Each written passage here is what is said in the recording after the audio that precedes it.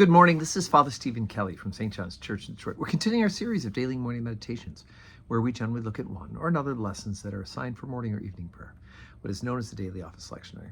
Today, let's take a look for Wednesday at the lesson that's assigned, the second lesson for evening prayer from St. Matthew's Gospel. We had the Beatitudes the other day. Now this is another one of those lessons that are pretty well known by people. It is Matthew 5, beginning at verse 27. Ye have heard that it was said by them of old time, Thou shalt not commit adultery. But I say unto you that whosoever looketh on a woman to lust after her hath committed adultery with her already in his heart. And if thy right eye offend thee, pluck it out and cast it from thee. For it is profitable for thee that one of thy members should perish, and not that thy whole body should be cast into hell. And if thy right hand offend thee, cut it off and cast it from thee. For it is profitable for thee that one of thy members should perish, and not that thy whole body should be cast into hell. It hath been said, Whosoever shall put away his wife, let him give him a writing of divorcement.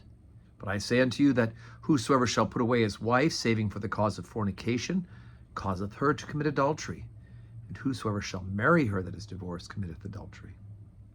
Again, ye have heard that it hath been said of them of old time, Thou shalt not forswear thyself, but shalt perform unto the Lord thine oaths. But I say unto you, swear not at all, neither by heaven, for it is God's throne, nor by earth, for it is his footstool, neither by Jerusalem, for it is the city of the great King. Neither shalt thou swear by thy head, because thou canst not make one hair white or black. But let your communication be yea and nay. Nay, for whatsoever is more than these cometh of evil. Okay, so you have, interesting, first of all, he says, you've heard it said of old. Well, of course, thou shalt commit adultery, that's the Ten Commandments. So, of course, it's of old because it was given to Moses by God. But Jesus raises the bar. This isn't just about our having, it's not just about us going all the way and performing things that are bad, but it's about the intention of our heart, right? We start looking lustfully at people, looking lustfully at things, and we've already headed our way into the sin itself.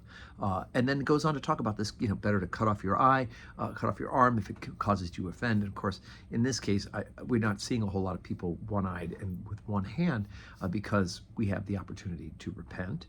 We have the opportunity to abstain from such things. And so I can't imagine that your eye would ultimately be so diseased with sin that you would want to take it out. Maybe diseased with disease, but not with sin. Or your hand. But of course, we have to be very aware that it's important that our whole body be used to glorify God and not to be leading us into sin.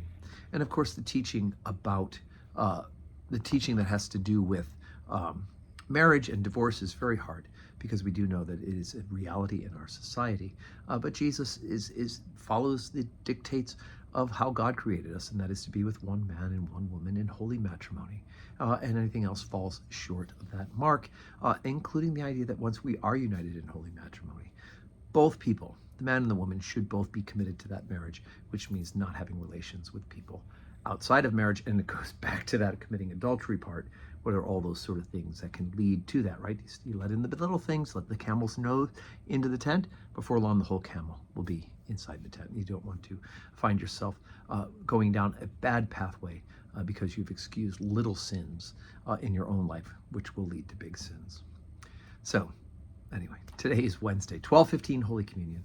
I do hope you can join us in church and receive the sacrament, or you can join us online. We are watching this morning meditation. May God grant you a Wednesday that is full of blessings.